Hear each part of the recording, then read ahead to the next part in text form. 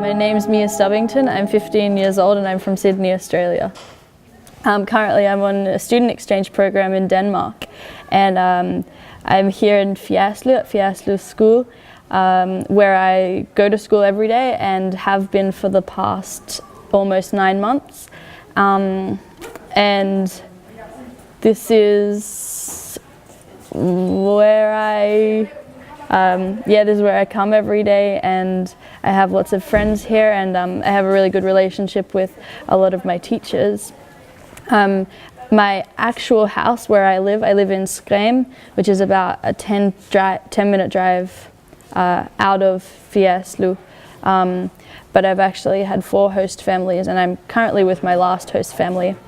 My first host family lived in Fjerritslev also, and my second host family lived in Fjerritslev, and then my third host family lived in Hjortdal, which is a 15-minute drive out of. In Australia, I'm from Sydney.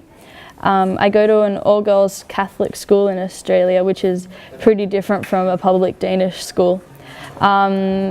At my school, it's very strict. We have a uniform, like all schools in Australia, except my uniform is very, very ugly. It's really green, and it has a collar up here and buttons, and we have to wear a skirt with stockings, and it's not so pretty. And in the summertime, we have a pink dress. And the reason we have uniforms in Australia is so that the public can tell which school we go to, because there's so many schools, especially in my part of Australia. So it's kind of a big difference from Denmark. There's not so many schools in one area, so you don't need a uniform so much, because everybody just knows they're from that area, so they go to that school. In Australia, I live really close to the beach. My school is a 1-minute walk from the beach, and my house is a 5-minute drive from the beach. Here in Fjerritslev, we're pretty close to the beach also, but it's very different Australian beaches from Danish beaches. Danish beaches are not so scary as Australian beaches. We have a lot of big waves and a lot of lots of animals in our waters that aren't so safe. Everybody's like in Denmark, oh, the waves are so big, it's probably not safe to go out swimming today. And then when you see the beach, it's like a normal day in Australia, nothing compared to what we can get. So this is my dog Sparkle. She's a silky cross long-haired Jack Russell. So she's a bit of a mixture. And this is in my backyard. I think my mom's just sitting on the steps, trying to get her to do something. But yes, I'm really close with my dog. I miss her a lot. This is kind of what a typical Australian backyard looks like, with the wooden fence and the grass. I think we just cut the grass in this video. And that's my other dog, Spike. He's my brother's dog, and he's a mini pincer. Sparkle is 9 years old and Spike is 8 years old, or 7, I can't remember. And you can see we got the barbecue out there and the sheds, which we barbecue a lot, which is very Australian. And the sheds, which have a lot of spiders in them and a lot of Christmas decorations.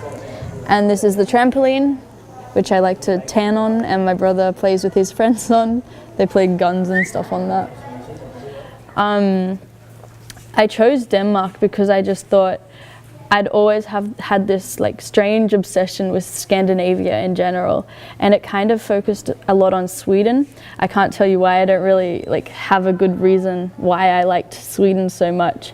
But then I kind of did some more research, because I thought, well, I got to find out where I want to go. I can't just choose a place without knowing anything about it.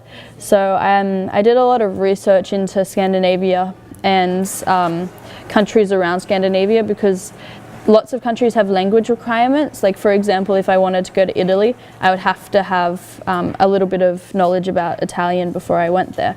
But Denmark, Norway, Finland, all those kind of countries, they didn't have language requirements.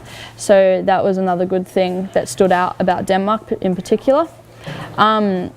then when I was asking people about Denmark, people who had been there, people who heard about it and stuff, I got a lot of good feedback about how nice everybody is in Denmark, what a beautiful country it was, and just the everyday lifestyle in Denmark is something that everybody kind of has good things to say about.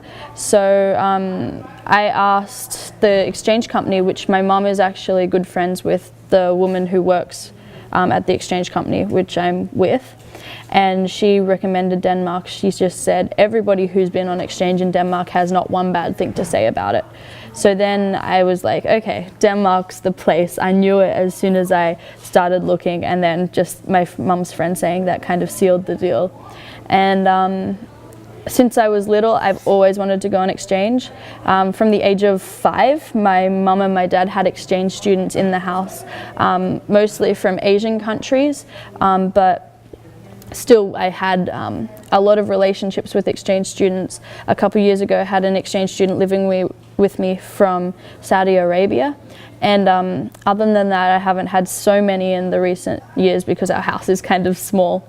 But I have a lot of friends from overseas as well that are exchange students, and I just thought, whoa, it's such a cool thing, a cool experience to have, really unique experience. Not so many people get to travel like I have and like other exchange students have at such a young age. And especially the fact that in Europe, it's like you can just go anywhere. So I just thought, whoa, if I go to Denmark, imagine what other places I could go to. Traveling is my passion. I love to travel. So that's another reason why exchange really stood out for me, and I chose to come to Denmark. This is at our shopping centre. As you can see, it's pretty big, and it's actually an open air shopping centre, so it's all outside. And it's 3 stories, and it's huge. This is just like a tiny bit of it. The top level, like the one above where my mom's standing here, has a movie theatre and a gym and a library and a church. This level has lots of food and just lots of clothes shops, toy shops, book shops. If there's like trees inside, it's a really nice place. Watching it makes you want to go shopping.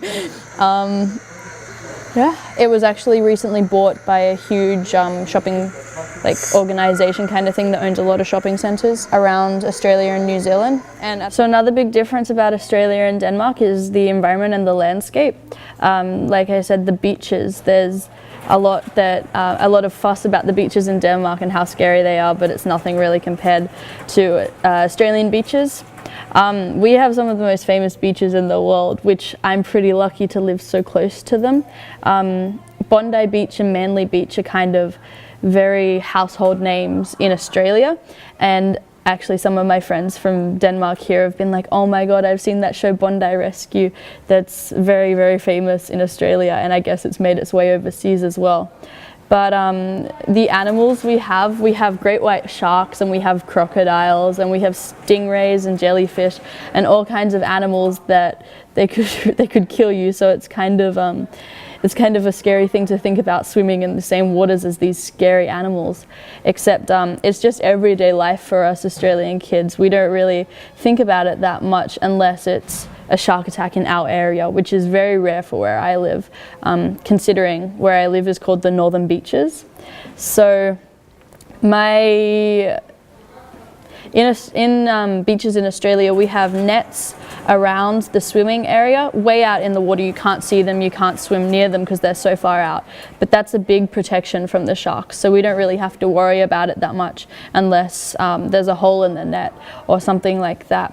And everyone's like, have you ever seen a shark before? Actually, no, I haven't, because if there's a shark in the water, if somebody who's taking care of the beach sees it, then there's a huge alarm that goes off and everyone gets cleared out of the beach, and there's no time really to see a shark. So that's the kind of thing that Denmark doesn't have.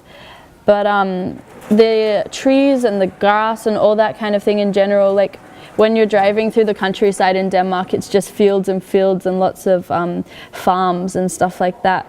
And you can really see it because when you're driving to Germany or when you're driving to another part of Denmark or something like that, you really notice the fields and all the animals that are about and stuff like that. But in Australia, you're generally driving through cities most of the time, unless you're really trying to get out of the city, which you can, if you're driving city to city, see a lot, but generally it's beach and then some houses and then some fields, and it's not so unpopulated as the Danish countryside is. It's also the seasons in Denmark. You guys have snow, you have the rain, you have the sun, you have each season you can tell the difference. And in Australia it's either hot, or it's hot and rainy, or it's hot and a little bit chilly with some wind. But we don't have snow except for the mountains, and it's not snow like Denmark has snow. So actually I hadn't seen snow before until my first week in Denmark, and it was the most exciting thing ever. There's pictures of me and I've got my hair and I'm like, oh my god, look, there's snow in my hair. It wasn't like amazing snow, it was tiny, but because that was the first time I'd seen it, I was so excited. And everybody kind of takes it for granted because snow's just a thing in Denmark, but in Australia nobody, unless you've been to the snow, like you actually have to go to a place to be to the snow, then you don't have that experience. So I think that was a really special thing that I'll always remember, my first time seeing snow, and it was so exciting. But I also love living in this part of Denmark, especially. There's lots of farms, and each week there's a different thing at the farm. I remember when I came, there was like no leaves on the trees. It was really spooky, I called the trees, and it was just like dirt. And then as the weeks went on, it got more and more green, and then a little bit, there was a lot of yellow flowers, and then it kind of went a little bit more brown, and then it got dark again, and now there's like purple flowers everywhere, and it just changes so quickly, but you can still notice it.